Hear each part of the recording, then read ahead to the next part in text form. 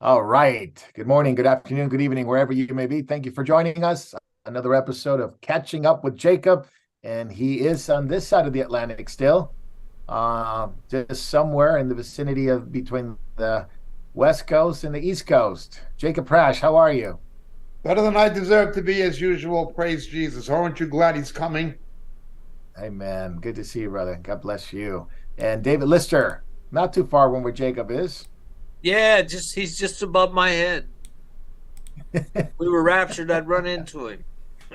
Oh, man. Yeah. Well, Jacob's always above my head too. He he often speaks and it's way above me and above my head. Well, welcome, David. So blessed to have you. So blessed to have Jacob. And of course, closer to me, Jay in the control rooms. Hello, greetings from just a few blocks away from the Wizarding World of Harry Potter, which hopefully someday will be shut down. Yes. I guess people still visit and still people visit that place and it gets packed summertime. Always, yeah. Yeah, even the outrageous prices, still people go there. It's I thought it was a bad economy, but anyway, what do I know? And it's already Saturday where he's at, always ahead of us in more ways than one. Davey, how are you, brother? Pretty good, thanks, dear brother. Good to be here. Blessed to have you as well. God bless you guys, and thank you for joining us, catching up with Jacob. And we got a lot of stuff today, lots of stuff. Really talk about the Lord and His return, but there are events that happen. There are signs that He is coming, and He comes with these signs, and you could see them in the world, on the earth. You could see them in the church. You could see them in Israel, and eventually these signs will be in the heavens, a sign of the Son of Man coming. So we're going to be talking about that today. Jacob and David, any thought now that the fellowship drive number 2 has been completed? Any thoughts, any reactions, anything that you might want to share in terms of how it struck you, how it affected you, and also how you interacted with the believers there, and what you thought about their condition and the need for Moriel to be a bigger part in their lives? I basically see it as the Holy Spirit continuing to build an underground church that's going to be able to stand in the future. There's so many Christians that are scattered about who cannot find biblically based churches where they live, and they need to connect with each other and meet in small groups and homes and so forth. So that is the primary reason we're doing what we're doing. But we would encourage people to do it without relying on Moriel coming to town. People need to form relationships with other like-minded believers who are Christ-centered and biblically based, and begin meeting in homes if you cannot find a good church near where you live. That is the basic situation. Persecution is coming. In some cases, it's already arrived, in places like Canada particularly. We need to understand the times we live in and what's coming before the Lord returns, and prepare for it now. So that's the reason we're doing what we're doing. Amen. David, any thoughts now that it's concluded phase 2?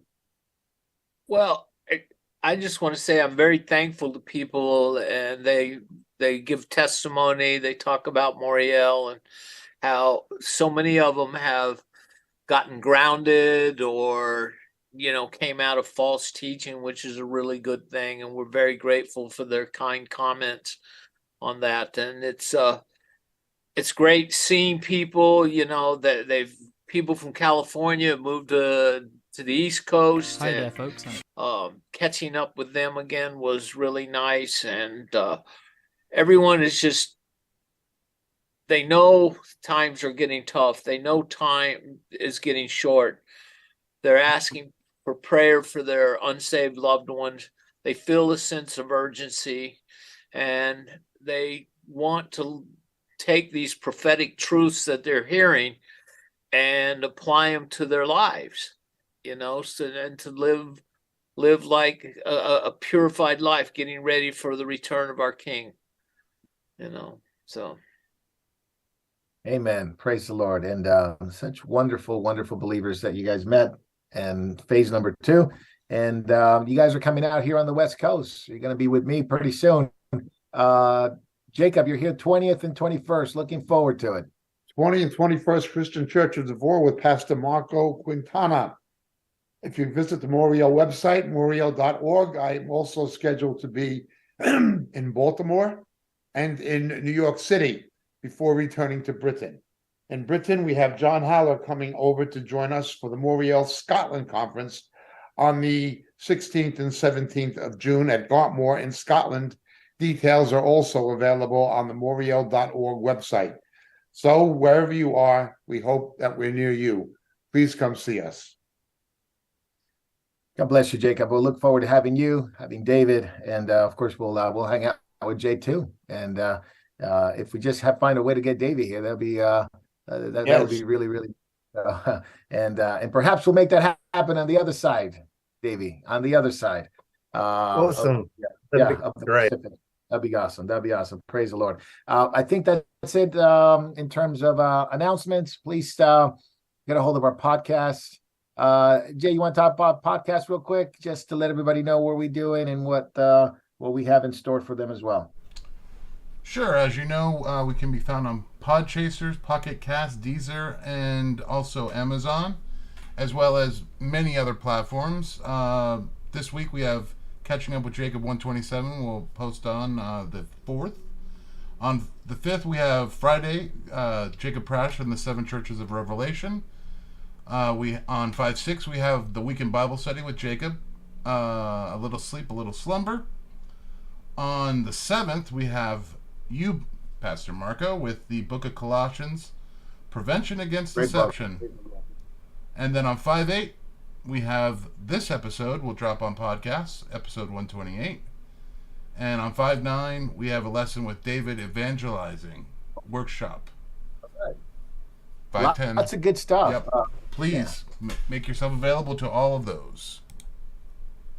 Since podcasts came along, I don't know, the early 2000s or so, just about mid 2000s, and become popular now, it's such an easy way to share lots of information. And of course, the reason why we share lots of studies and information like that is for the purpose of causing transformation in people's lives. You can get a lot of information on podcasts, but if it's not transforming you, and we believe these messages are the transforming power of Christ through the Word of God taught by faithful men to really make an impact in your life. And you can share them with your friends, with your family, share them with people you met, share them with people that you care about their salvation. Not only witness to them, but sometimes there's another witness that you can share with podcasts, and you can tell them how much the Lord loves them, how much the Lord cares for them, how much He died, how much He paid the price for them, and that He's coming back soon. So these things have to be part and parcel of our arsenal in terms of sharing.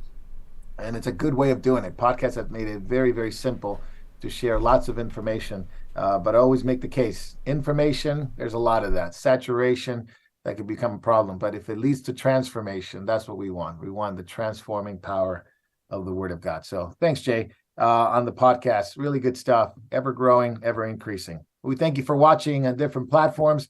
MorielTV.org, Moriel.tv, Rumble, Telegram, you name it, we're there. Vimeo. Of course, we're on YouTube and Facebook, and we'll be jumping off of Facebook and YouTube to Backstage, which is a part of the show that we can't talk about it on those platforms, and we'll be on Rumble, we'll be on the other ones, we'll be definitely on Rumble taking questions. So send your questions in, start thinking about the questions you may have. It's an opportunity to ask Jacob, David, questions that you may have related to the topics at hand, related to what's going on. And sometimes people ask us, where did Jacob speak on this? Where did Jacob talk about that? We usually send them a link or a way to find some of the studies that are more in depth. So thank you for joining us, and we'll be doing catching up. I think that's all the announcements we have. So let's get started, gentlemen. Jacob and David, Jay and Davey, let's get on with catching up. Jacob, we'll start with you. Banks are fine, says the Fed. Banks are fine, says the Treasury. The bank says, we're fine. Wall Street says, sell everything now because everything's on fire. They lied to us about safe and effective methods of medicine. Now, obviously, it was unbelievably bad. Now they say it's safe and effective to keep your money in the bank, and banks are falling apart. The collapse is in. We've seen them already. Third largest one happened this week with First Republic. $532 billion in assets among the three banks that failed. Jacob, is this it's the contagion in? Are we in for more pain as more and more banks get swallowed up by the big fish? We are absolutely in for more, but this is not purely an American phenomenon by any means. Credit Suisse obviously went down the tubes, but I've been warning for some time. Be careful if Deutsche Bank hits the wall. Deutsche Bank is in serious trouble, more serious than the EU or the German government is admitting, more serious than Deutsche Bank is admitting. If Deutsche Bank hits the wall, duck for cover. Now, here in the United States, what you basically have is the ridiculous situation of, with Biden's deficit spending and the Federal Reserve printing money, quantitative easing, just basically printing money because the tax revenues are not sufficient to fund the waste of the Biden administration. They have a problem. That's inflation. It was inevitable. They caused it. So how do you control inflation? You raise interest rates. What does that do? When you raise interest rates, it causes recession, but it does something else. It makes debentures, bond prices collapse. So by raising the interest rates, the same Fed is causing bond prices to collapse. So what happens when this takes place? T-bills and other government-issued debentures particularly, that banks put their money into because it seems secure, are now losing value. What you saw happen with Silicon Valley Bank or First Republic Bank, that is a result of the same policies of the same Fed who are now forcing banks to merge into bigger ones. Yes. They caused the problem, and they are in no position to solve it. Interest rates have just gone up day before yesterday by another 0.25%. This makes bond prices go down, and these banks are holding bonds. They're holding treasury bills. Now, that also has international ramifications for foreign nations holding the treasury bills. What's going to happen? There's going to be more trouble. You have a situation where you have basically people not just incompetent, but they seem to be stupid. Janet Yellen is a stupid woman. She's a stupid woman, just a stupid old lady. You've got Powers, who's a joke. The very people responsible are now trying to manage something of their own creation. All they can do is raise the interest rates to help keep a lid on the inflation. And they have to do that. They have to strengthen the dollar because of the threat to the dollar from foreign currencies as the world currency reserve. They have to do it. They've dug themselves into this. And it's amazing to me how the public can't see it. There are people who will vote Democrat again. There are people who will vote for, they're that stupid. Here's a shovel, dig your own grave, and they will do it. JP Morgan Chase, it's now the owner of First Republic. They basically took it on. And with the help of FDIC, $50 billion credit line, and they're taking on $173 billion in loans and $30 billion in security as well. David, it just seems like we're less banks, less regional banks. We've heard today, PacWest, Western Alliance, Metropolitan Bank, all in trouble, halted trading. Are these next? Well, we could well see more runs because nobody really knows which one's next. They're guessing at who's going to fail next. And some of it is coming because individuals are scared. So they're running to the banks. They take their money out of the bank and the banks can't fund those deposits elsewhere. And so it can be a self-perpetuating problem, because of fear. And Jacob's right. The Fed has created this problem, and they're always walking this tightrope to keep us from going into a recession. And they hope it will, but they're trying to calm people by saying, look, your money's insured to $250,000. If you have a wife and you have joint accounts, it's 500,000. But they're actually doing more than that. They're actually insuring all the deposits. Yeah, So like they they're did with the printing money. Well, they don't print money anymore. They're just making more zeros and ones available to the banks. So, and just so right now, Chase Bank has $3.7 trillion in assets after buying Republic. Plus, they have a $50 billion line of credit. Pretty nice. I wish somebody'd lend me $50 billion. You know. Yeah. Question, But real quick, Marco. yeah. I just have one quick question. I'm not the greatest with finance, but has anybody addressed the elephant in the room of toxic loans to people who can't afford? Or are we actually going the other direction where, if you have a lower credit score, you get a better Oh, loan? I mean, you got the are we going to yeah. address what's really the problem, or are we just going to, throw money at it and pretend that that's going to make a solution? Keep throwing money at the problem until it goes away. It was that Biden administration's new policy to basically Yes. penalize people with high credit score That's and right. give yeah, a more favorable loans to That's people right. with lower credit score, which it goes this against any logic, any reason. Go ahead, David. yeah, they're trying to put, like, if you have a very good credit rating, 800, something like that, you would be paying $40 or $50 more a month, which then they could put it on these bad loans. But look, there's so many bad loans out there. It's the value of houses has not gone up. People owe so much money, and we went right back to the 2008 problem.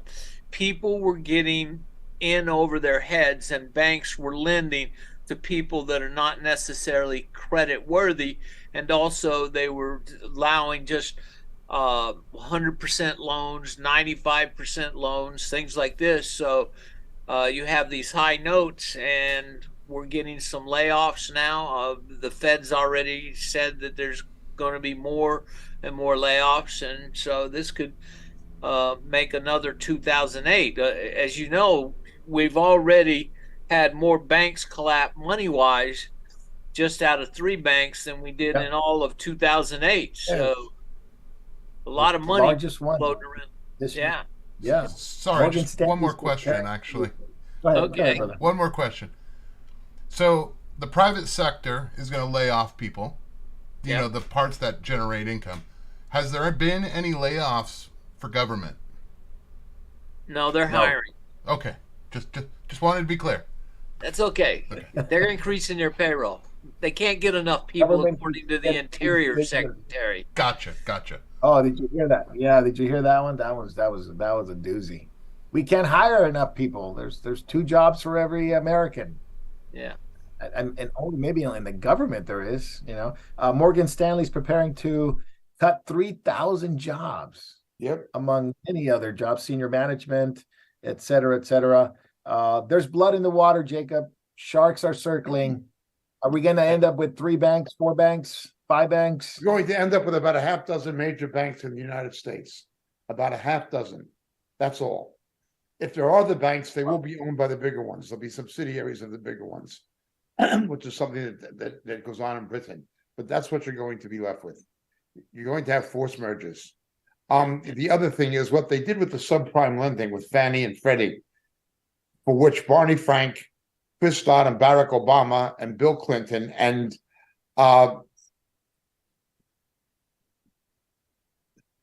the former mayor of the former governor of New York, what was his name? The brothers, Cuomo. They Oh, the they Cuomo guys, yeah. they were largely responsible for those things, and now they're tinkering or tampering with Fannie and Freddie again, as you say, by penalizing people with a high credit rating to reward people with a low credit rating. You work hard to maintain a good credit rating, a good credit score, and you save enough to make a decent sized down payment on a house. You have to be penalized for doing that in order to reward people who've not done that. Yeah. That is what it basically comes to. The rich will always get richer under the Democrats. They try to make believe that's a Republican phenomenon. No, the banksters are Democrats. It's the middle class who gets it in the back. There's another big yeah.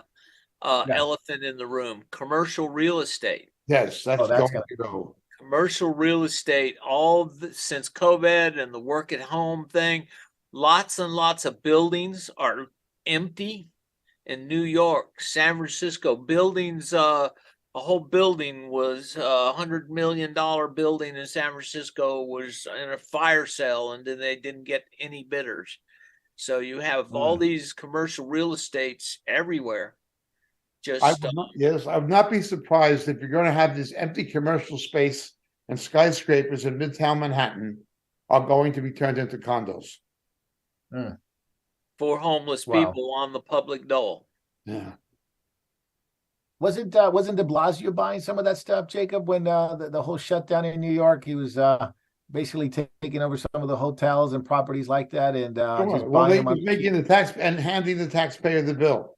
That's right. That's right. Yeah. So that's part and parcel. The other thing that was really interesting, JP Morgan has a what they called a digital coin already, JPM coin, which is fascinating to me that they're going to be issuing it to their depositors, and it's going to be worth something. I don't know if it's going to be a 1-to-1 with the dollar, but you could see that their solution is always go to the blockchain, go to the digital currency. Yes.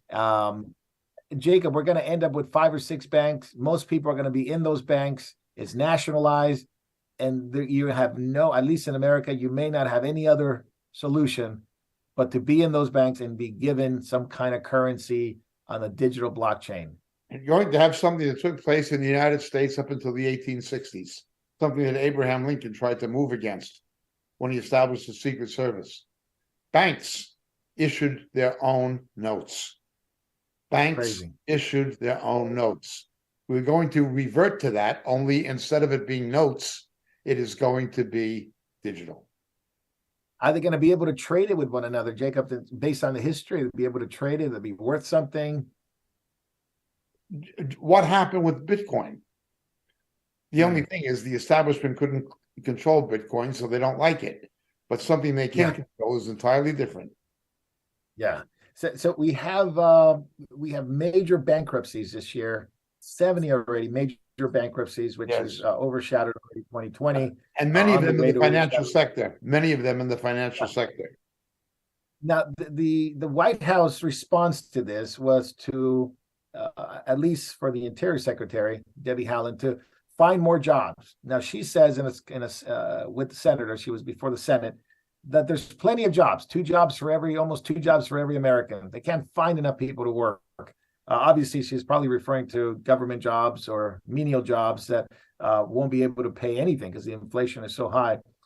She says it's better to get rid of jobs than to save the planet. She wants to save the planet rather than keep jobs in America. Even if the rest of the world doesn't do it, she's going to have this green agenda. It is from the White House to destroy, in my opinion, the economy for the green agenda. Jacob, this administration, it is hell-bent, seemingly purposely, destroying the economy. Yes. Well, she's, look, again, like Janet Yellen, she is a personally very stupid woman. She's a very stupid woman. She could not answer basic questions from Senator Hawley, things that she should have known to be in her position. She just doesn't know what she's appointed because she's a liberal woman and a political bureaucrat, and that's why she has a job. Not because she's qualified for it. She is eminently not qualified for it. She's also just stupid. If you listen to she doesn't know how to think intelligently. No, she but she doesn't know how to rationally debate anything. And that's typical. That's typical of the kind of people that the Biden administration hires. But I agree with you. There may be people on a higher level who just manipulate these people like pieces on a chessboard. Do the thinking, and they have an agenda that is globalist. Somehow saving the environment. I assure you, the environmental standards of the United States for the mining of everything from nickel to cobalt to Yeah. precious earth metals. The environmental standards in the United States are much higher than the ones in China. China is environmentally reckless. I've been there enough times to see what they do. The pollution is unbelievable. Yet they say they're saving the planet by exporting these jobs and these industries to China. They are not saving the planet, they're catalyzing its destruction. But again, you're dealing with stupid people. Yeah, she didn't even know that China is the largest exporter of cobalt, lithium, and graphite, which is what you need for cars, electrical cars. And there's a mandate now by the Biden administration for the military to go to electric vehicles, for the public to go to electric vehicles, right into the hands of China. Seems so bizarre. Well, how can you believe that Biden is not on China's payroll with the money that he's given to Biden's son? When Biden lied about not benefiting from his son's business activities, which he does, obviously, he was caught lying. When he let that reconnaissance balloon fly over sensitive strategic bases and did nothing about it until it finished its mission in sending the data back to China, the reconnaissance data back to China. How can you believe, or at least not question, is Biden a Chinese asset? Is Biden, compromised by China? Look at what he does. Now, that to a degree was true of Obama as well, with the solar panels, but nothing like what you have with Biden. That's right. So, David, what's the answer to this? The nation seems to have an answer. The nations see the westernized craziness of Europe, England, the US, Australia, and they say, well, we're just going to jump over to the BRICS. We're jumping over to China, Russia, South Africa, Brazil, and we're going to make our bed there. Is that the answer to this economic destruction that we see in the world? Because Jacob's right. It is a world thing. It is a worldwide thing. It's a temporary thing. I mean, they're not going to be able to do what they need. China's not geared up to make the type of, to be able to totally get the world the supplies they need. And leaving America out of the equation it's going to hurt America, but it'll also hurt the GDP of all these countries. They'll all go down. We'll all go down with this type of thinking from the Interior Department to all the State Department, all of these people. The use of climate change as the investing way to go is really just a transfer of wealth from roughly $86 trillion to the Z and millennial generations.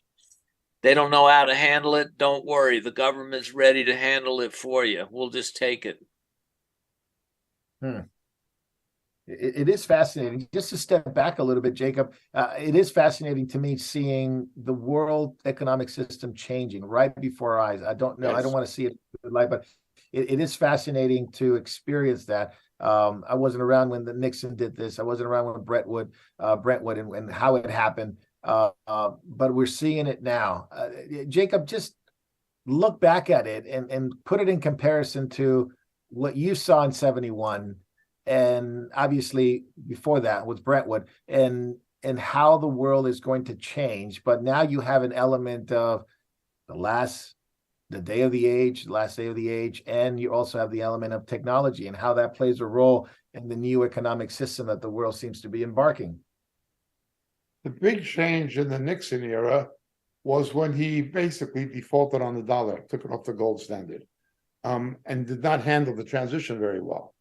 I think you mean Bretton Woods. That was after World War II, in which the dollar became the basis of the world currency reserve. Well, what they're doing is they're eroding the credibility of the dollar. Fortunately, the Chinese economy is in more trouble than the United States is. It's well hidden, but it's in more trouble than the United States is. It is only because these other economies are in worse trouble that the dollar is still here. BRICS in itself is not going to go anywhere in the long term.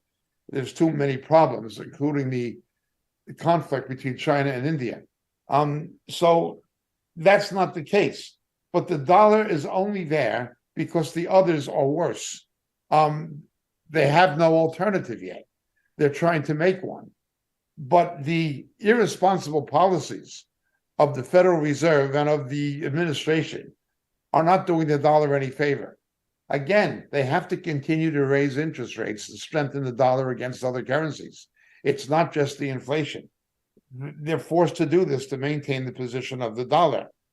But who's going to pay for this? Ultimately, the American people are going to pay for it. The American public. Now, if there is somebody, if they voted for Biden or they voted for Obama and they suffer economic hardship, they have no right to complain. They got what they voted for.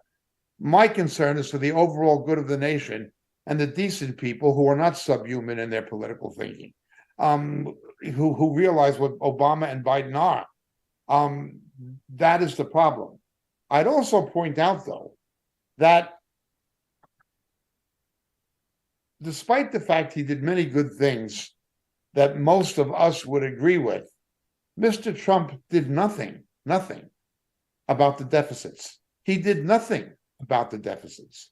Ronald Reagan made the deficits worse. Ronald Reagan looted Social Security. I don't see a political solution to these problems that an election is going to make a difference. It'll be like what's happened in Holland. Well, the people who are for the rights of farmers and of the public had an election victory, but it's not changed anything. No, didn't matter. They're basically almost intimidating people into selling their farms to reduce the amount of aggregable land in a country in Europe with very efficient farming system. The globalists are going to do what they want. And I don't see any simple political solution. There will, of course, eventually be one person who's going to offer a solution, and that'll be the Antichrist. Fortunately, Christ is coming after him. He'll clean up the mess. But other than that, it's not going to get better in the long term, no matter who wins the election. It's not elections. It's not going to get better in the long term. Let's talk a little bit about the American election real quick, Jacob. We'll talk about the farmers in the Netherlands at the end on backstage. But we have some interesting things going on. You have Trump on one side with the Republicans and meddling in with, of course, playing footsies, as you would say, with the rhinos. Yes. Then you have Robert F. Kennedy Jr., who seems to be saying the right things, talking about fentanyl, coming into the nation. The borders are wide open. He's not anti-immigration, but anti-illegal immigration. Yes. He's against what they've done in America, especially with the bank bailouts and all that. Seems to be hitting all the right notes. Now, he's got a history. He's got a family pedigree, but he's right about fentanyl. Let's talk about that for a moment. The borders, before we jump into Robert F. K. Jr. The fentanyl overdose, 279% since 2016, the largest amount of it's the biggest drug crisis we ever had. It kills more young people between 18 and 25 than any other disease or any other drug. It's skyrocketed, and we have Title 42 ending in about a week. Is Robert Kennedy Jr. right? Well, of course he's right. Anybody with a fifth grade education who would look at the facts would be right. The Biden administration is functionally, with Mayorkas, they are pro-fentanyl. Fentanyl is the biggest killer of people from ages 18 to 45. Not just the biggest killing drug, it's the biggest killer. And these Chinese manufactured quantities of fentanyl are coming into the country with the de facto blessings of the Biden administration. That's what they're doing. They're actually bringing it in, or allowing it to be brought in with their lack of border policy. Concerning the illegal immigration, it's the same thing. It is the same exact thing. What is also interesting, as is always the case, the biggest victims of these policies are going to be minorities, Hispanics and especially Blacks. The fentanyl crisis is across the board, it's national, but it's particularly severe in the minority communities and especially the Black community. That's what really killed George Floyd. The autopsy showed he was not strangled by the policeman's knee on his neck. The autopsy showed he was under the influence of fentanyl and had some kind of cardiovascular failure that was fentanyl related. But it was easier to blame the cop than it was to blame the fentanyl. the minorities are the biggest victims. Secondly, the illegal immigrants, whose jobs are they going to take? They're going to take upstart jobs from Hispanic and Black Americans. Again, people who vote Democrat vote for their own death. They not only vote for the death of the country, they vote for their own death. They vote against their own economic and family interests. Now, rhinos are no better. Rhinos are no better. Quick thing, Jacob, a lot of, and we talked about this at the beginning for the pre-recorded meeting, the Monroe Doctrine. You've been hearing a lot of that, 200 years coming up in December. What's your take on it? I know you were eager to talk a little bit about that today. There's been a lot of talk about it on left-wing websites over the last week. One was called Democracy Now! I don't know why they call it that, because they don't seem to understand democracy. But it was a combination, it was revisionism. It was just pure revisionism, but it was a combination of the most idiotic stupidity imaginable with what must have been lies.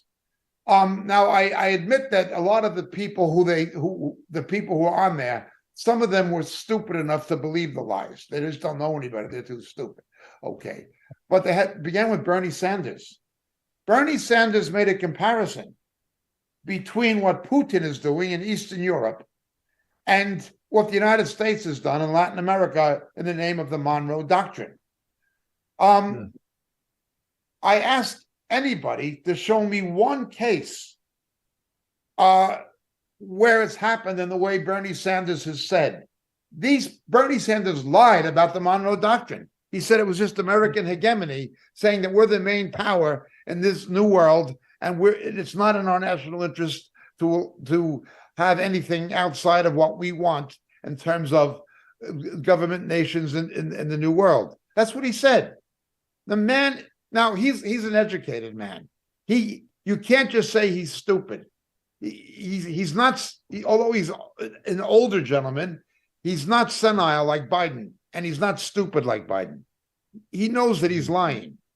Let's begin with the Monroe Doctrine. The Monroe Doctrine was something enacted to say that European or other powers could not establish new colonies in the New World. Right. But it happened with the special relationship. After the War of 1812, after the Battle of New Orleans, after the Battle of 1812, you had the beginning of the American-British special relationship under James Monroe. He was the last of the founding fathers to be a president. He was the final one, okay? You had a special relationship. Now, this was the early 19th century. In the 20th century, the special relationship between America and Britain saw America, USA, as the senior partner, Britain as the junior partner. In the 19th century, it was the opposite. Great Britain was the senior partner. The United States was the junior partner. Now, there was a hiatus during the Civil War because the textile industries of Britain were dependent on cotton from the American South. There was a hiatus in it, but the special relationship of the 19th century, the United States played second fiddle to Britain. The roles were reversed in the 20th century. In other words, the United States was the regional policeman of Great Britain. America did not have the muscle to stand against European powers on its own. It was the British Navy, the Royal Navy, that had the real power to stop colonial expansion into the New World. The United States was simply playing second fiddle to Great Britain. They were acting on behalf of joint Anglo-American foreign policy. That's what it was. It wasn't the United States saying this. It was Great Britain saying this and taking its American cousin into a special relationship. That's what it was. So first of all, Sanders did not tell the truth about it. The United States could not have stood up to countries like France and Britain on their own at that time. They didn't have the Navy to do it. It took the Royal Navy to do that. Okay. The British had the Navy to do it. Britannia ruled the waves. That was the first. So he didn't tell the truth about it. Now let's look at the times the United States has intervened on in the name of the Monroe Doctrine. There has only ever been one time, and they didn't mention it, where the Monroe Doctrine was enacted as a basis for any kind of military conflict. It is when Mexico, with Santa Anna and those guys, owed France so much money that France tried to make Mexico a possession of France. And there was actually a terrestrial military conflict between the USA and the French. That was the only time the United States prevented Mexico from being taken over by France when France held the Mexican debt. That was the only time the Monroe Doctrine was ever enacted. There was talk of enacting it during the Cuban Missile Crisis, but it never was enacted. Kennedy did not support the Bay of Pigs. There was no invasion of Cuba. The United States did not invade Nicaragua, it did not invade Venezuela, and it did not invade Cuba. And there was no Monroe Doctrine because Venezuela or Nicaragua or Cuba did not become possessions of European countries. It never happened. Well, let's look at the other times the United States intervened in Latin America. Well, you have times when it was purely because of crime. The first time was Pancho Villa. Pancho Villa attacked Colombia, New Mexico, and Pershing went down with an expeditionary force into Mexico, but it was not against Mexico. They were trying to get Pancho Villa and his banditos. Okay, it was because of crime. Yes. Noriega cooperated with the CIA for many years, but when it came to the cocaine trade, Bush and him fell out. The United States did invade Panama to get rid of Noriega, but they did not turn Panama into a colony, and they did not try to retain control of the Panama Canal. They simply did not want a drug addict who was responsible for the cocaine traffic coming into the United States, ruling Panama. It was because of crime. That's all. It was nothing to do with the Monroe Doctrine. The Johnson administration did invade the Dominican Republic because they were afraid it was going to become another Cuba. They did not want another Cuba in the Caribbean. That was the liberal Democrat Johnson administration who went into the Dominican, but it was not done in the name of the Monroe Doctrine. When the CIA, in collaboration with corporations allegedly such as ITT, deposed Allende in Chile, it was not done in the name of the Monroe Doctrine. Now, Allende made a mess of the economy of Chile. A lot of people were glad to see him go. No matter what you thought of Pinochet, the economy did improve under him, at least. I'm not saying I agree with what happened in Chile, but it did not take place in the name of the Monroe Doctrine. The Monroe Doctrine has only been invoked one time, and that concerned the France trying to colonize Mexico when they couldn't repay the debt, like what China's now done in Sri Lanka, in Ceylon, the same kind of thing. Okay, that was the only time. These people didn't know what they were talking about. They were just babbling. They did not know what they were talking. They had this stupid woman, some stupid woman, talking about the United States not liking China making inroads into countries in South America and having political and economic link. And she's tying this to the Monroe Doctrine. Well, First of all, China is the biggest human rights violator in the world. It occupies Tibet. It's threatening Taiwan. It is in conflict with India. And it has over 1 million people because of their ethnicity in concentration camps in Western China. It is the world's biggest polluter. It is responsible for COVID and a lot of other things. And it went in and basically seized a port in Ceylon and said it's ours for 99 years because you can't repay the debt. And she's objecting in the name of democracy to the United States not wanting a non-democratic country in our backyard taking control of these small economies with the Belt and Roads Initiative, I suppose. She didn't use that term, but that's what it comes to. These are stupid people. They don't know what the Monroe Doctrine is. They don't understand it. They didn't understand its historical genesis, and they don't understand the history of American, Latin American relations. Yet they say that democracy now. What, China's a democracy? You want a country that's got 1 million people in concentration camps that's destroying the global environment more than any other country? You want them in your backyard, and we're so wrong for wanting it? And what does this have to do with the Monroe Doctrine? Nothing. Nothing. Now, look, there have been things in American relations with South America and Latin America that I do not like. There definitely have been. But it's nothing to do with the Monroe Doctrine. Nothing. They're just too stupid to know any better. Pseudo-academic idiocy is what is being produced by the left.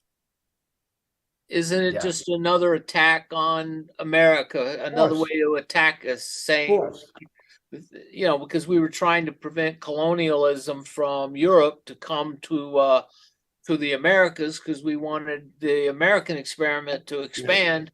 But like you said, we only had to help out Mexico, and that was the Americans were quite happy with Simon Bolivar bringing independence to South American countries. They just didn't want foreign countries colonizing the New World, colonizing Latin America.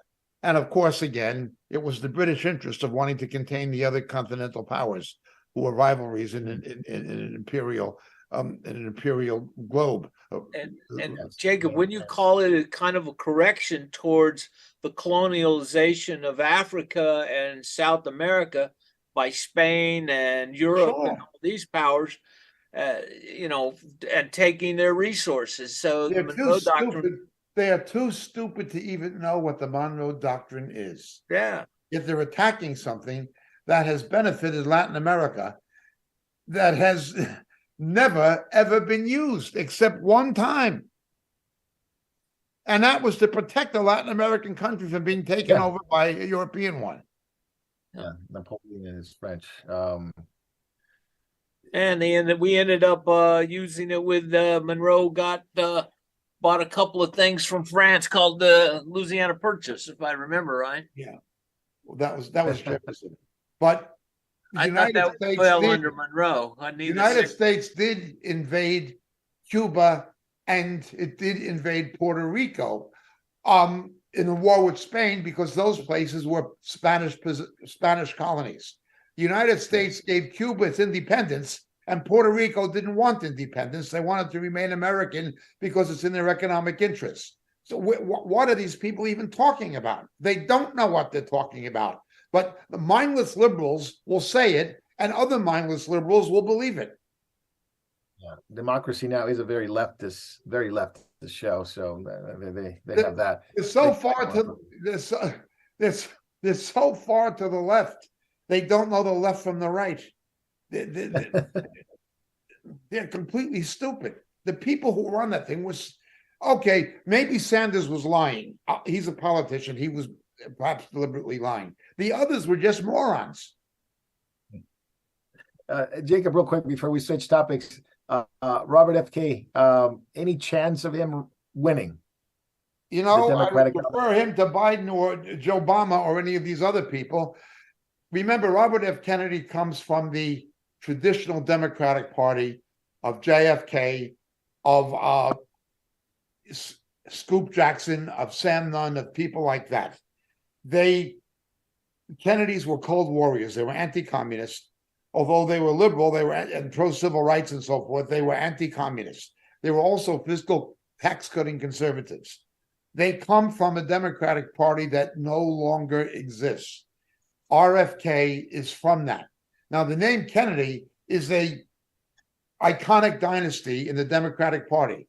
But as soon as he went against the establishment over COVID, the left-wing media, I watched one report referring to him as not the son of Robert Kennedy or the nephew of JFK. They referred to him as anti-vax activist.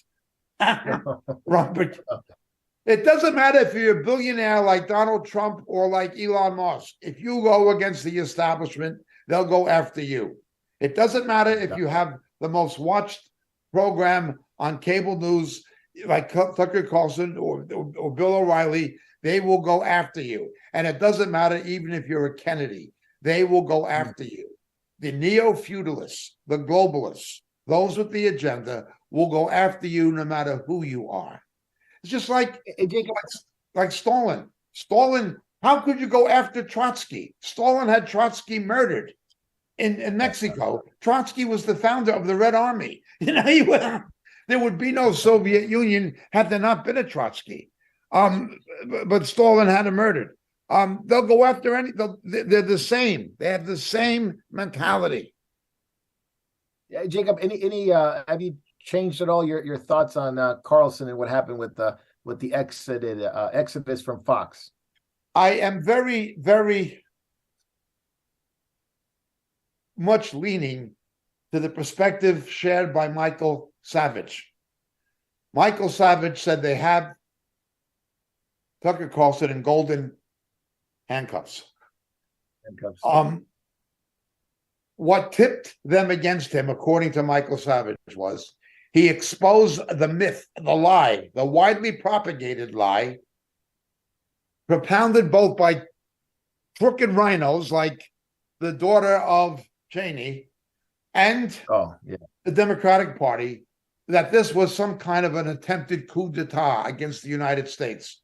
When the film that was provided to Tucker Carlson by the Speaker of the House proved it was not that. The police were welcoming them in and opening doors for them. It proved it was a lie. And the big outrage, according to Chuck Schumer and these other people and the rhinos, was not that the government lied and Garland lied and Biden lied and Harris lied. It was that you exposed the fact that they lied. This is the big crime. And that is why they want to get rid of Tucker and keep him quiet until after the next election. They've got him in golden handcuffs. They owe him $30 million. He can lose it. Newsmax, however, has offered him $100 million. So what's it to him? Yeah. You know what I mean? Well, he took a lot less money to kind of be on Fox to kind of run his own thing, but eventually Hannity was paid more than even though he had more viewers than Hannity. Hannity was paid a lot more than he was. Yeah, that's simply crazy. Because the left had organized boycotts of sponsors. Yeah, absolutely. David, you have a different opinion about Robert F. Kennedy. Real quick before we move on to it, but a bit of a different opinion about who he is and what he's done. Well, he's a hardcore environmentalist. So he was caught with his hand in the cookie jar, taking money from the Koch brothers, and he was embarrassed by that. Also, if as a liberal he runs and was to be, he would have to have the left's agenda to become a candidate. So I could never vote for him. He's, but his radical environmentalism, I don't believe he's a pro-life supporter, even though he likes kids. But I just can't see me voting for him. Any chance that there's a polarization of the Democratic Party and the Republican Party at the same time, with Trump polarizing one end of that party and then Robert F. Kennedy polarizing the other half away from Biden and the extreme left? Well, it would be a great idea, but Republicans are better at losing races and Democrats are better at staying together and winning races. Yes. So they're better at being crooked. Oh, Jacob, I just meant on Monroe because he was the one that actually signed the deal and then expanded the instructions for the purchase from 10 million to 15 that got the 288,000 acres. That's all, because he was the chief negotiator there. Oh, he was the negotiator during the Jefferson administration. Yeah, Jefferson approved it, but Jefferson was trying to keep it down to 10 million, and when they offered everything, he took liberty and just gave them 15. And it was 4 cents an acre. And it was a sweetheart deal, man. It was the best land deal of the century. And then Napoleon was getting ready to take it back of my history, but Jefferson quickly submitted to Congress, got it approved, and said, "Occupy the territory." So it's too late. Well, they needed money. Yep. Napoleon needed money. So, speaking of wars and rumors of wars, what do you make of it, Jacob? Ukrainian drone attack on the Kremlin? Not sure who did it, but escalation is inevitable. Moscow says the U.S. did it. Washington says Moscow did it. Ukraine's in the middle, having no way out. They're just being attacked left and right. What's your take on it? Provocation, probably at the end of the day, no matter who did My it. first suspicion, and I cannot prove it, my first suspicion was that it was Putin who did it to justify further aggressive actions against Kiev and possibly Odessa. That is what he's trying to give himself a legitimate basis to carry out his further onslaught against the Ukrainians. That is my suspicion. I cannot prove otherwise. As far as the American support, to this moment, despite having received Leopard tanks and despite Ukrainians being trained to operate American M1s, they have not gotten any strategic aircraft. They've not even gotten old junk MiGs from Poland because Biden won't replenish the MiGs with F-16s, which is also not antiquated, but almost out of date. You know what I mean? It's not an F-35 or an F-22. They're not getting state-of-the-art stuff. Without a strategic air capacity, Ukraine cannot possibly win this war. They cannot possibly win this war. Russia is winning this war, howbeit at a very high cost. Russia is winning the war at a high cost. Now, the trouble was that Ukraine was being primed and ready for a spring action, which is it seems to point out that they rallied back against Russia, especially in the east part of Ukraine. Moscow's warning of imminent and inevitable punishment over this, which they have started. At 7 o'clock Eastern time, we were getting some information that there was attacks from the Russians into eastern Ukraine, and not only involved obviously the counteroffensive movements, but Russian warships to the North Sea, which was kind of an interesting move there. Yes. And again, many warnings about we're heading to the abyss. Air sirens in the Ukraine and Kiev because of basically bombers, airborne bombers are there. So more alerts, ships, airborne attacks. So Moriel's own work in the Ukraine is run out of Krakow, Poland. And our work there is the distribution is handled or coordinated by a pastor who's a Jewish believer. I can only give his first name, Dima. Okay. And we get regular reports from Dima from inside the Ukraine of our own.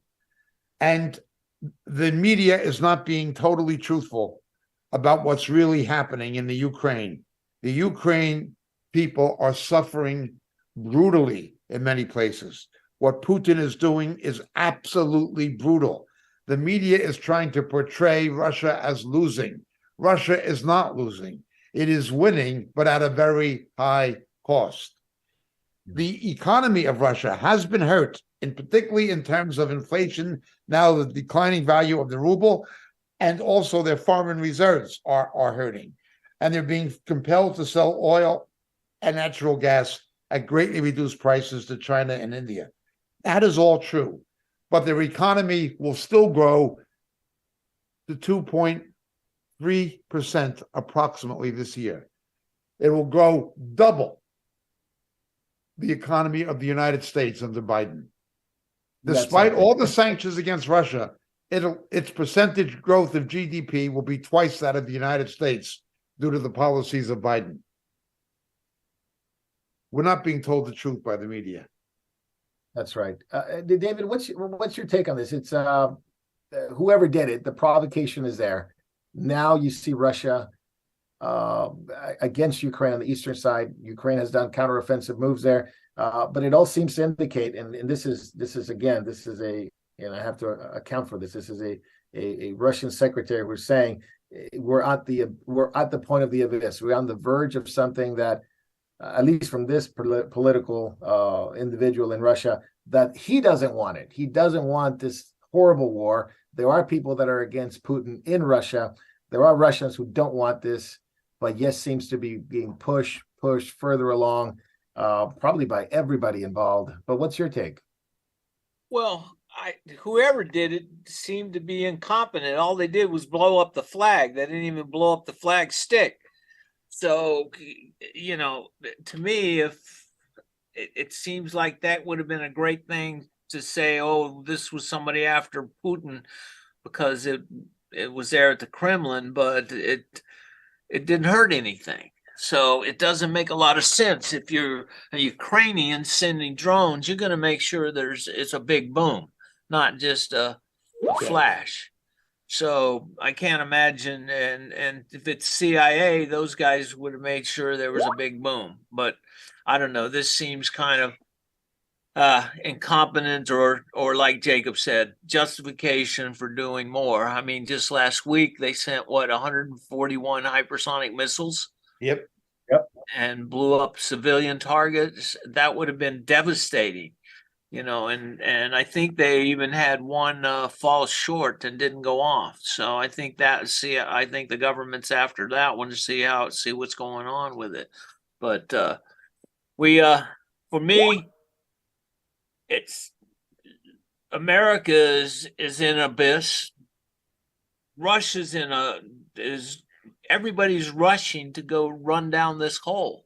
For what reason, I'm not sure, because we've expended all of our resources on this. Of course, not nuclear resources or any of our submarine missiles and things like this, but we couldn't fight a land war to save our lives. And our NATO allies, they probably wouldn't want to fight it either. So the world, Russia, I don't think has anything to lose by keep going. Taking the land bridge all the way. Russia got the green light from Biden with the withdrawal from Afghanistan, when all you would have needed was 3,000 troops in an advisory capacity to stop the Taliban from taking over.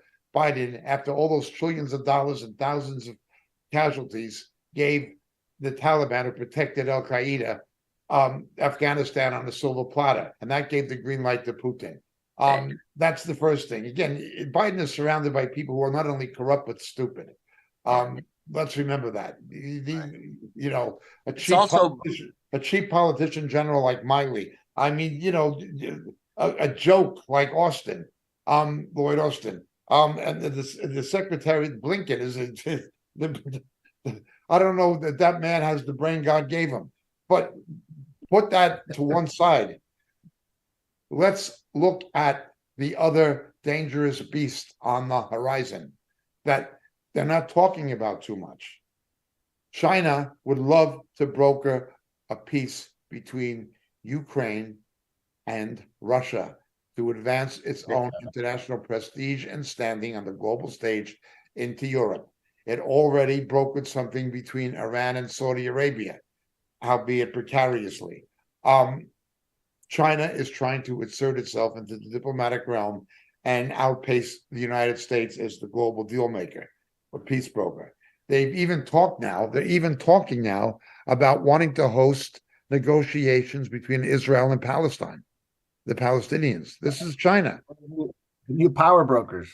That's right. And you have a castrated old clown in the White House, surrounded by morons, career morons, and corruptocrats. What's going to stop them? Yeah, absolutely.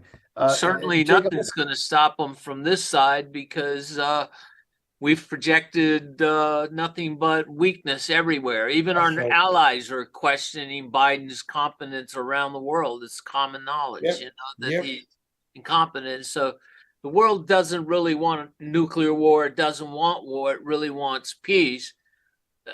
Howbeit, what it looks like, it'll be temporary, but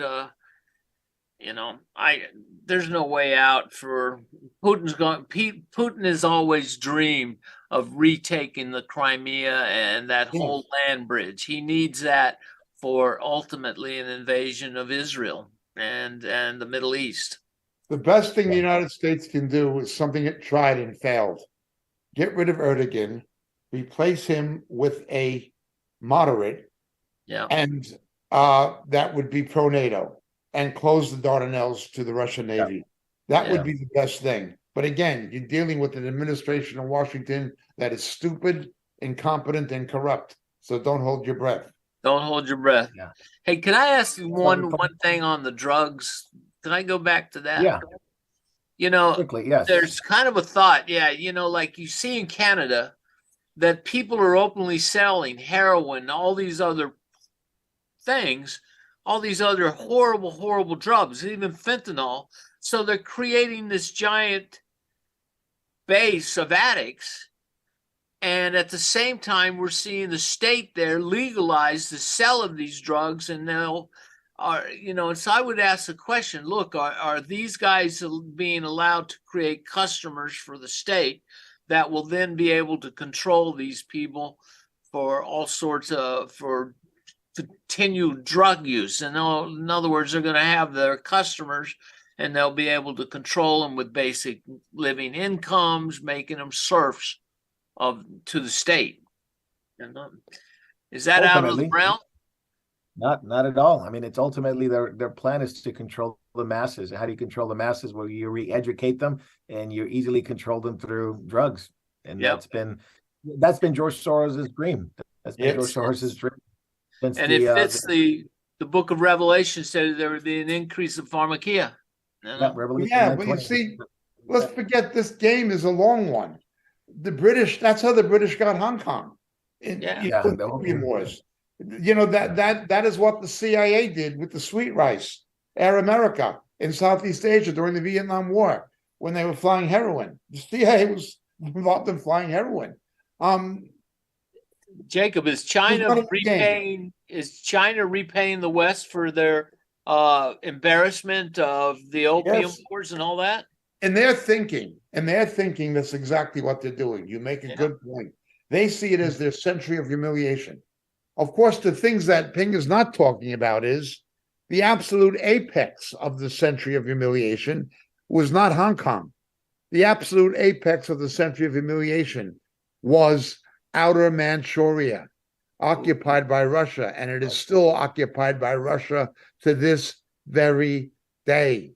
Yeah, Japan occupied Taiwan at one time, then called Formosa, and the British took Hong Kong, and the Portuguese got Macau, and things of that nature. But the biggest chunk of Chinese real estate is still out of the hands of China. It is Outer Manchuria. Vladivostok was Chinese. That whole south east quadrant of Siberia, all the way up to Siberia, was Manchuria, was Chinese. The Russians took it, and you don't see Ping talking about that. Not yet. Not yet, Jacob. Not yet. Let's talk about another war, and it's the war on children. You see it every week. We talk about it, and the purposes of us talking about it is not only bring awareness, but for Christians to pray and stand for righteousness, because it is involving all of our kids. It's involving our kids. It's involving our children's kids in the future. It involves people in our church and their kids and their grandkids. But Jacob, we got one war criminal, was Bill Clinton, and now his daughter is doing something similar to children that he's been famous for. Chelsea Clinton comes out in favor of porn for school kids, really? For books? Chelsea Clinton, who has political ambitions of her own, her mother wanted her to run for Congress. This is absurd anyway, but Hillary Clinton's daughter, Chelsea, complained publicly that half of the books banned were LGBTQ, and this was her complaint. But she didn't talk about what was in the books. The left never talks about what's in the books. Cartoons of children performing oral sex on each other and anal sex on each other. These are cartoons for kids in these books, and she's saying that it's wrong to ban these books. It's book ban. I put out a comic book of somebody putting a bullet in a mother's head. Would that be right? No, but it wouldn't be right for me to put out a comic book of somebody putting a bullet in Bill Clinton's head or Hillary Clinton's head. It wouldn't be right for me to do that. No matter how much I detest them, I wouldn't put out a book like that. But when you put out a book for children engaged in unnatural acts and then complain that you're book banning and it's anti-democracy and anti-freedom and it's bigoted against homosexual. She is as wicked and depraved as her mother. It reminds me of Queen Jezebel and Queen Athaliah, her daughter. You had Jezebel the queen, and then you had Athaliah. The daughter was in the character of the mother, the heart of a whore. It was in Jezebel and it was in Athaliah in the Old Testament. And now you got the same with Hillary and with Chelsea. Yep, Marco, they're using health to kill babies in the womb. And now they're using health issues. You know, we're talking about this for people's health issues, you know, your gender concerns and all this. They're using this in books to educate children, but they're under the cover of health. They're putting out pornography and killing babies. It's interesting. Yeah, I mean, because you really have. I mean, the only thing I hear is, you know, if you don't go through these procedures, if you don't go through, they're going to commit suicide. So Yeah. you have to save their lives. You have to save their lives by chopping them up and taking them in these radical bills like the one in Oregon that passed the Senate in Oregon that basically, like Washington, like California, want to keep parents away from children that want to have these surgeries. So they're indoctrinating them, they're convincing them, and ultimately they're going to penalize you and criminalize you if you're a parent and get involved in your children's lives. Can you imagine that? That is exactly what they're doing. And When yet, you put pornography in and say it's health issues, you can peddle it. Yeah. Again, it's about the pharmaceutical industry. yes. Yep. The whole trans thing is about, look, you're having customers for life. They're going to be dependent on medications, hormone therapy, surgeries, whatever it is for the rest of their lives. It's going to be ongoing. So they're, again, Transfer of wealth. comes back to the pharma. I believe Yes. it's $1.1 million can be made from every kid that transitions, both in surgery and medication. Mm. So that you're But talking about them every single time they have an incentive to do it Yeah. because it's going to make money for the doctors and for the pharmacies. AJ, I wonder The what word of God happens. is to be believed. You know, if the word of God is to be believed, every one of those legislators in Oregon, if you were to tie a millstone around their neck and throw them into the ocean, you'd be doing them a favor. It would be better for that to happen than to do what these wicked people have done. They have volunteered for the pit of hell. They've handed themselves over to eternal perdition. You know, Jacob, we never hear about the ones that want to detransition. We never hear Nope. about them. Now, those are suppressed by the media. Yeah, and I think the insurance, Jay, I think you and I were talking about this one time that the insurance won't cover detransition. Correct. So, yeah. for example, they're using a drug that for normally goes to cancer patients, but it can also be used for gender transitioning. If you have it used for cancer, it's $4,000 a dose. If you classify it under gender transition, they charge it at $9,000 for the same drug. Man. Just to give you an idea of the money-making scheme that it is. But you know, if children have issues and they have difficulties in times of crisis, I think Canada really, really wants to help children because they want to put drag queens on these helplines to really talk to children in the Canadian youth. And I'm not kidding. Faye and Fluffy are going to help your children during the time of crisis. This is the name of two men who dress up like women and who believe that they are going to help kill children in kindergarten and in youth. They have a Prime, Amazon Prime show. They have different shows, Drag Queen Story Hour, time events, and all that stuff. And the Canadian broadcasters, that they support this because there's a duo that really wants to help kids. And they have a helpline. What kind of a help can they get? I think you could be the judge of that.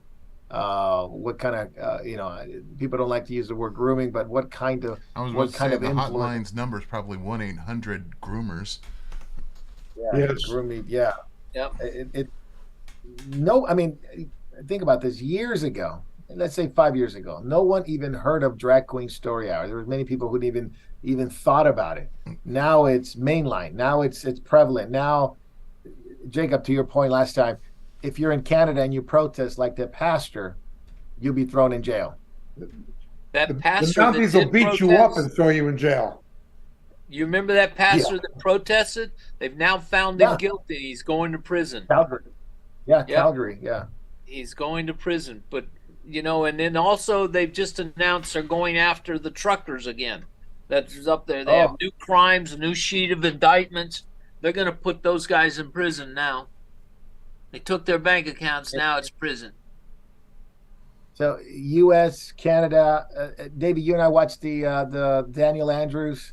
He's defending exposing young children to male adult entertainers in Victoria. I forgot what city this took place. There was a protest, and Yeah, he it was took in. time out of his busy schedule to address this at a hearing. So, tell us a little more about that. Well, basically, it was just parents and people not happy with the drag time story hour and they were just peacefully protesting about this is not acceptable for kids. Don't want you teaching this to our children. So he goes on a big rant calling them hateful, homophobic, violent, you name it. He went on and on and on and on.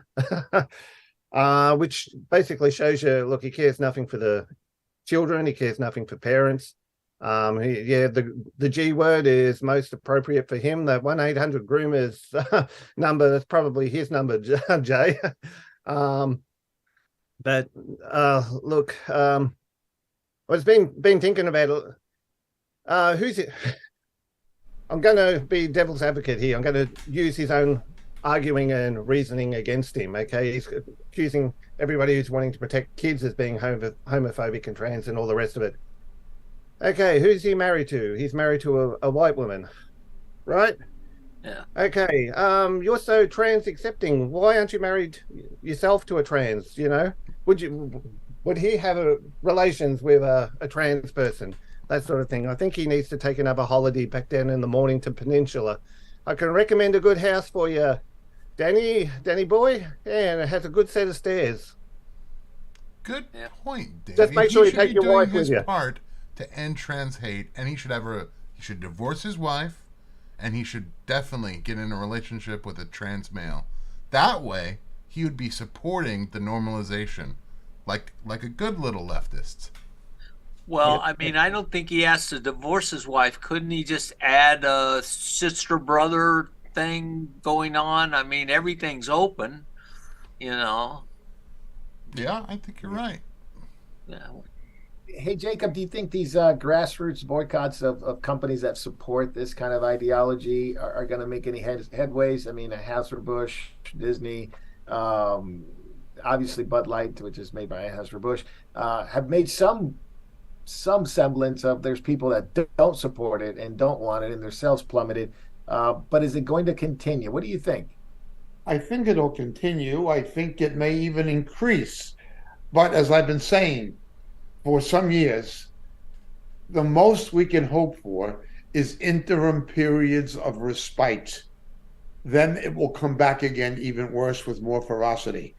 It will continue that way until the advent of Antichrist. The only thing going to stop it ultimately is the return of Jesus. That's not to say we shouldn't support these things, but it is to say it's not futile, but it's only going to bring temporary periods of respite.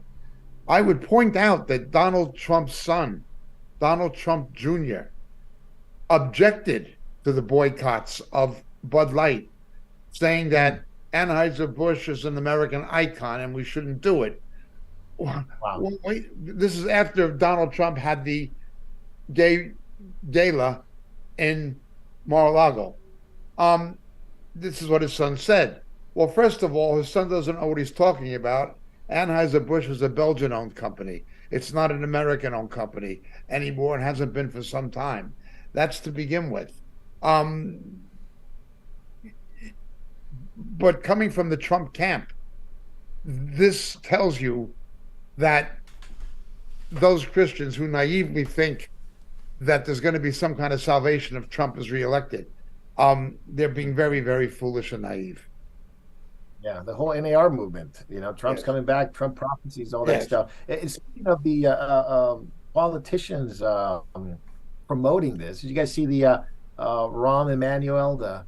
prestige ambassador to Japan, bringing LGBTQ plus parades and all that to Japan, and it's becoming problematic. I mean, Japan is culturally against it, but they are promoting this and pushing this on behalf of helping more aid to Japan if you accept our LGBTQ plus. Jacob, you've been to Japan. Jay, you've been to Japan. You guys can speak about it more intelligent than I can. David, too. What's the stigma, and is it going to be accepted, and is it going to become just like another Western country, very accepting of what we call Western values today? I don't believe that Japan, at this point in their history, can really even flirt with the idea of this Western openness as far as sexuality. I think the numbers of their birth rate paint a very, very bad picture for them. Yes. I think the fact that they are giving housing away in Japan for very low prices to people to try to keep towns alive. Wow. All of these things equal up to we need to have a more conservative view on relationships between men and women. Therefore, this ideology that America is trying to push on Japan, for the people who have their eyes open, it's not acceptable. They need to go back even further to Yes. their conservative values. I can tell you that when I visited Japan, going to hot springs and public baths, there was nothing sexualized about it. And to sexualize bathhouses in Japan, it's not a cultural norm. Culturally, it is like what I could compare to a high school gym where you change and get into your clothes for PE, and to turn it into anything else, it's not acceptable in most Japanese minds, from what I can understand of the culture. Apparently, I agree with problem what James has said. I agree with what he said, but I would point out that this depraved policy is not new. This depraved foreign policy that you see with Emmanuel, who'd been the governor of Chicago and set the stage for Lightfoot for the crime to go through the roof. He's a bad That's man. right. And his brother was one of the architects of Obamacare. Emmanuel's a bad man. But I was in Uganda. I was in Uganda when Hillary Clinton was Secretary of State and flew into Uganda. Homosexuality is antithetical to the tribal Black African mind. It's not in their culture. It's just not there. Hillary Clinton threatened to withhold American aid to Uganda if they didn't change their laws concerning homosexuality, bearing in mind that Africa, Black Africa, including Uganda, was already demographically being decimated by AIDS. I guess Clinton and Obama didn't have enough dead blacks yet. They wanted to kill some more. That's the only thing I could make out of it. They wanted more dead blacks.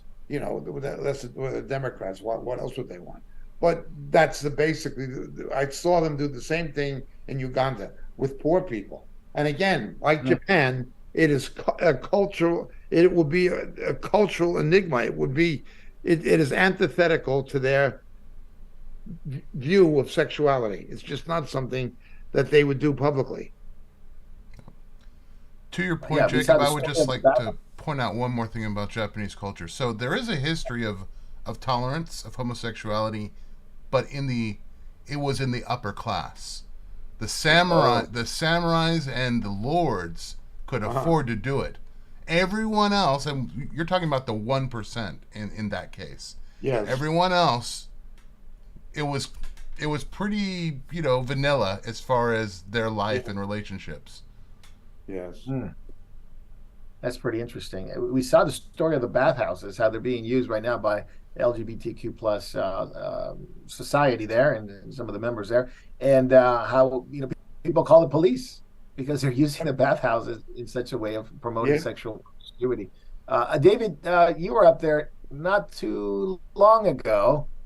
I know. Did you make it to Japan? Maybe you didn't. I Yeah, I forget. did Did you make make? I did make Okay. it to Japan. I saw a difference like if you could look at Thailand, okay, you see a lot of what the Thailand deem ladyboys. You see a Yeah. lot of homosexuality there on the television, in the society, things like that. But I didn't see the same thing when I was in Japan. And I Hmm. remember my father talking to me about his experience in Japan from over the years is that those bathhouses were not sexual. Even if there was a woman that ran the place and kept it clean, it was not seen like a thing of sex. You know what I mean? It was just seen as like relaxing and getting clean and having a day at the spa, much like a woman goes to a spa or a man goes to a spa today. That's what it was like. It was not. He never said it was sexual. So, and from what I know, it's about the same now. I mean, even geisha girls were thought as being uh to be entertainers, but not sexual. You know. Hmm. Very interesting. It's just unbelievable how much they want to export. They want to export these things Of into the course. world, and they are hell bent to bring it to every part of the world, and it's dominating. Obviously, the Western culture, the Western thinking, sports, transgenderism, children, education, academia, you name it, it is touched. And now they're going after Japan, and Yeah. it is embarrassing. That's the one thing that the Biden administration exports really well. It's their depravity. It's their Yep. depravity. We've got a few minutes. Jacob, we got about 4 minutes before we switch over. But I didn't want to miss this. This particular story was speaking of the LGBT plus community. Yuval Harari from the W Economic Forum, Yes. WF, talking about religion, but through AI, that AI will write sacred texts and create new religions. Very quickly, your take on it. It seems like AI is always involved with religion. They somehow mesh it in with faith, which is fascinating to me. Harari, who was himself a homosexual, has said this before. He said that Silicon Valley is like the birthplace of a new religion. He's also an advisor to Schwab. So we have to understand that it is not just his own view. He is definitely somebody who is he is causing it to be absorbed, or he is using it as a segue into the World Economic Forum globalist agenda. This sexual dimension will go into the World Economic Forum, but also the new religion. The new religion will go into the World Economic Forum.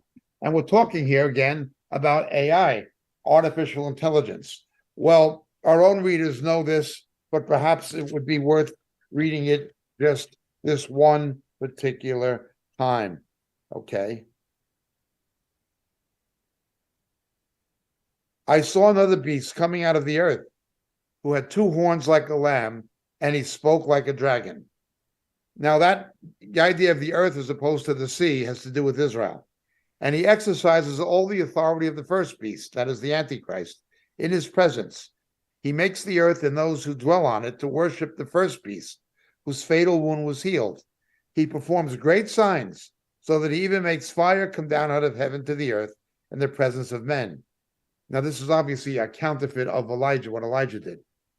And he deceives those who dwell on the earth with the signs, which was given to him to perform in the presence of the beast, telling those who dwell on the earth to make an image to the beast, who had the wound of the sword and has come to life. And there was given to him breath to the image of the beast, that that image of the beast might even speak and cause as many as do not worship the image of the beast to be killed. I have no doubt this is the religion of Antichrist in the making. What Harari is saying is the religion of Antichrist in the making. AI will cause robots, automatons to speak.